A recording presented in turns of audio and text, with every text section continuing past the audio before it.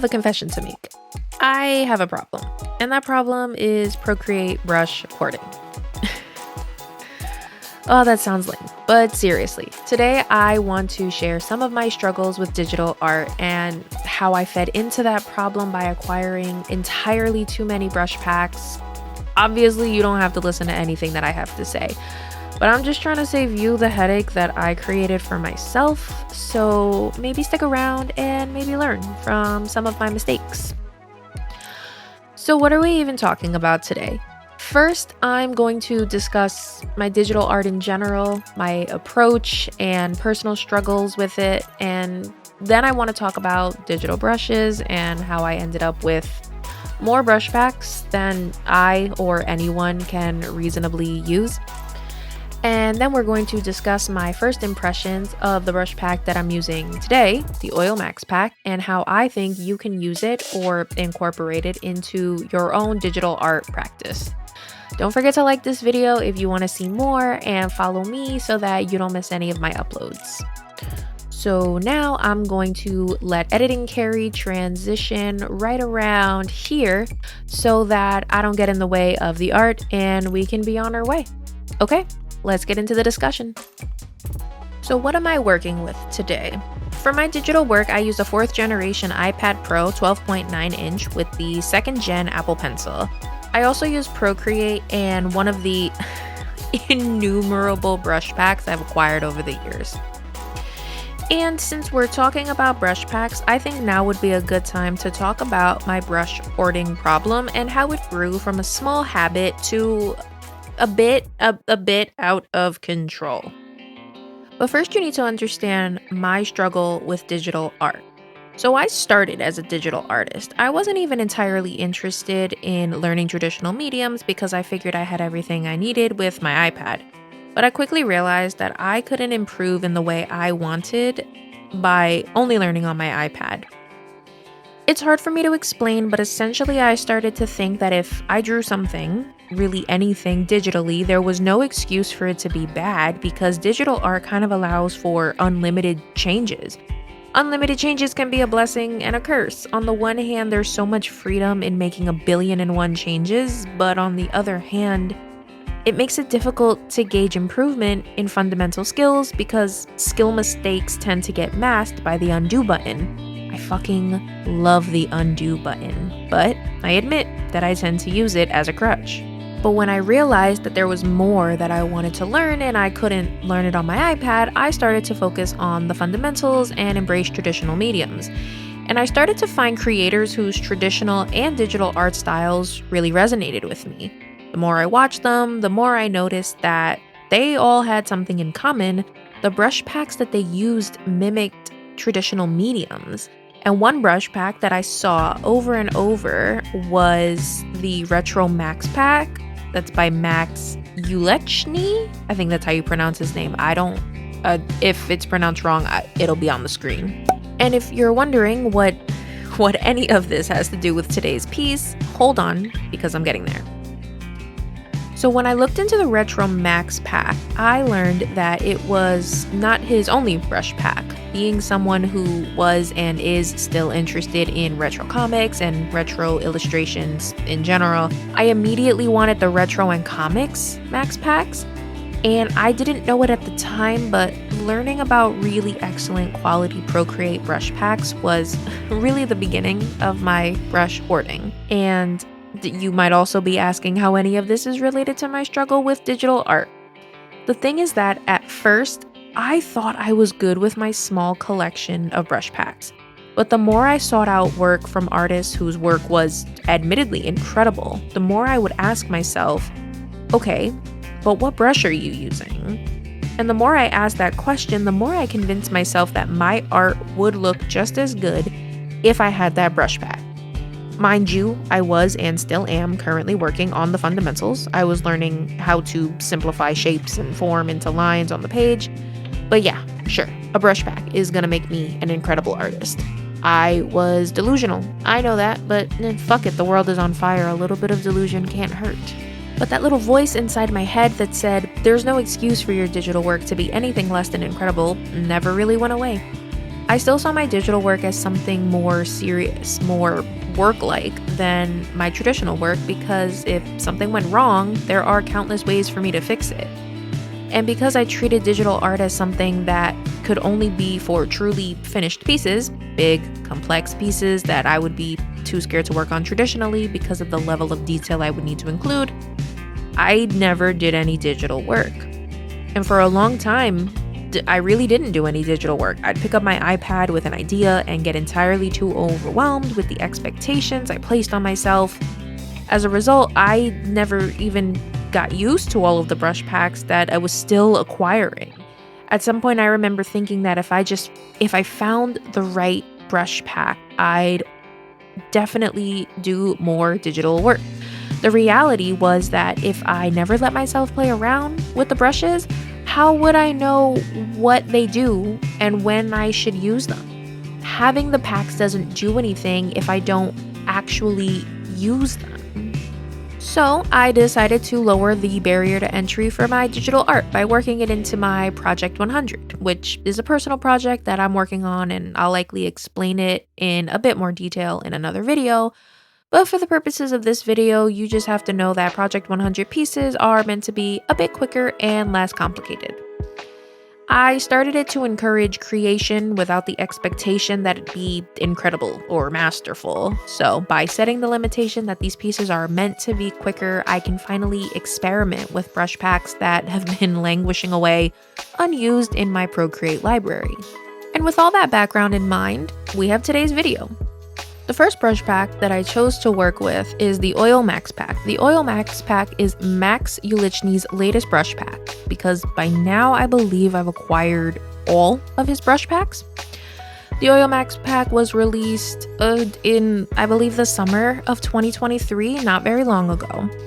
It's funny because it came out at around the same time that I was watching a lot of videos on influential painters, particularly John Singer Sargent.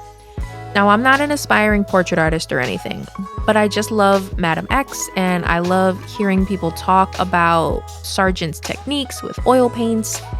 As I've said before, I'm not even a painter, but I love the way oil paints look, and I would love to eventually not hate painting, even if I can't manage that right now. But I can definitely try digital painting. So Max's Oil MaxPack released at just the right time for me, though it took me almost like 6 or so months to actually use it. You know, what with the weird battle I fight with my brain to just let me experiment with art. But anyway, on first impression, I really love the results this brush pack gives. Keep in mind, I don't know anything about oil painting, so you can all sound off in the comments if you think my piece looks like a legit oil painting. Now, I just want to take a minute to talk about this reference photo for the piece that I'm working on, because I swear it's cursed or something. I tried to draw this reference photo at least 3 times before finally being able to render it to completion. It was one of the photos I tried to use as a reference when I was first trying out gouache. That obviously didn't work, and I tried to draw it in my sketchbook another time, and I just couldn't get it to work. To be honest, I'm not sure why I was so stubborn with it in the first place, because it's not even a particularly complex or whatever picture, but here we are. Part of me understands that I really struggle with subjects like cherries because they can be dark like they are in this photo, but they're also reflective, which means that the value changes can be really stark, and I get really uncomfortable with quick value changes. I like my shadows to really fade in and out seamlessly, and I feel like it ends up looking weird when that doesn't happen, even when it might be accurate to the reference photo. If you want to try drawing these cherries, I got the reference from Instagram. 2 artists that I follow, and I'm blanking on their usernames right now, but again, I will pop them up on the screen so that you guys can see it, and I'll also be putting them down in the description so that you can find them there. But they run a hashtag. It is the hashtag Food Paint Challenge. I love still life art, talked about this last time, so I try to save as many of the references as I can.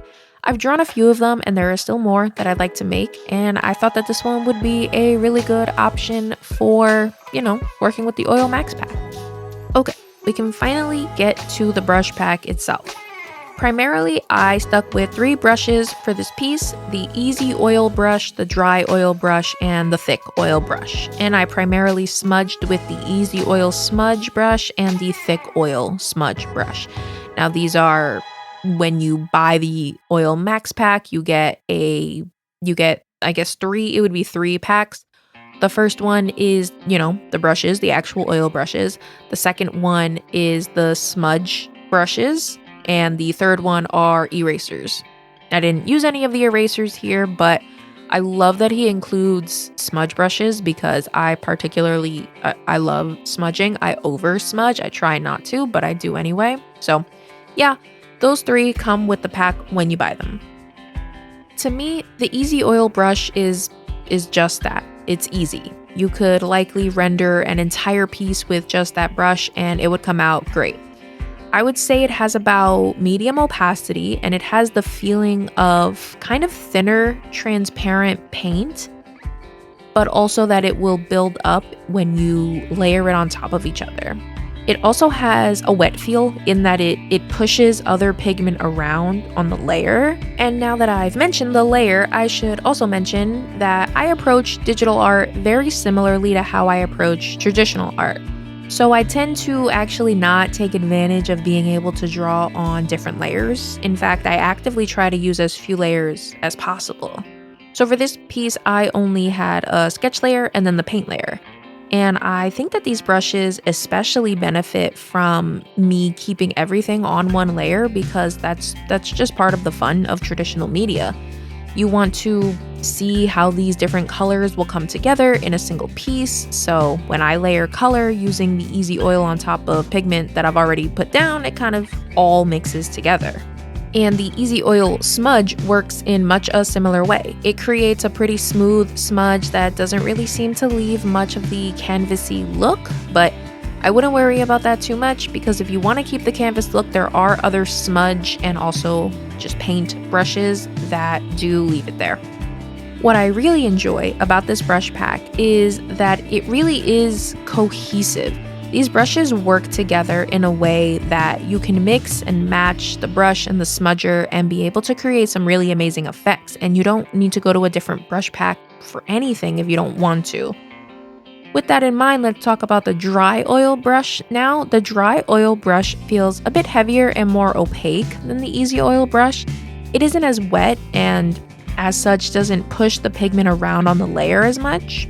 But it's really good for laying down large areas of opaque color or adding highlights towards the end.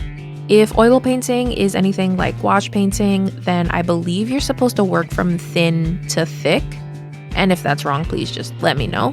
So I might be using the dry oil brush out of order if I'm layering it with the easy oil on top, but I like the effect it gives, and I think it can be useful to just play around with the brushes given the effect that you like your digital art to have.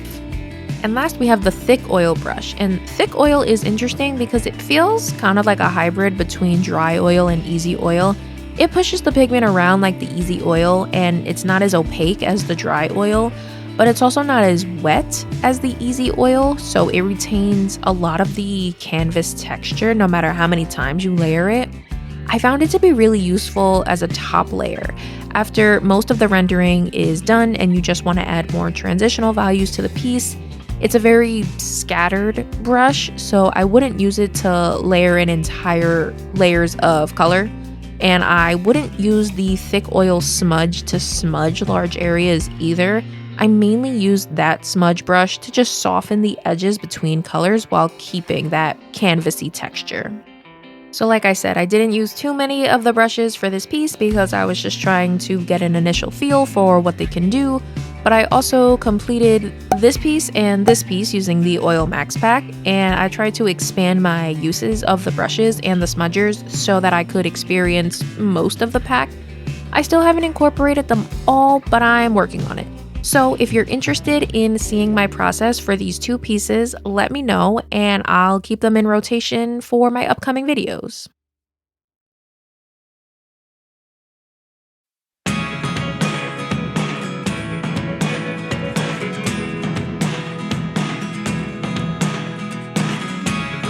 never really know what's going on.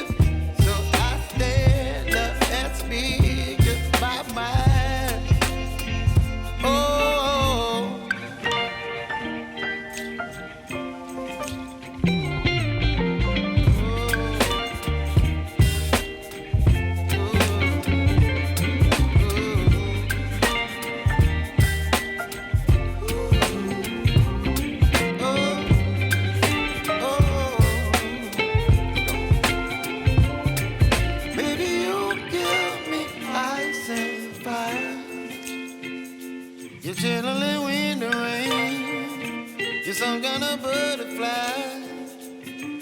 Baby, you give me midnight. You whip up my appetite.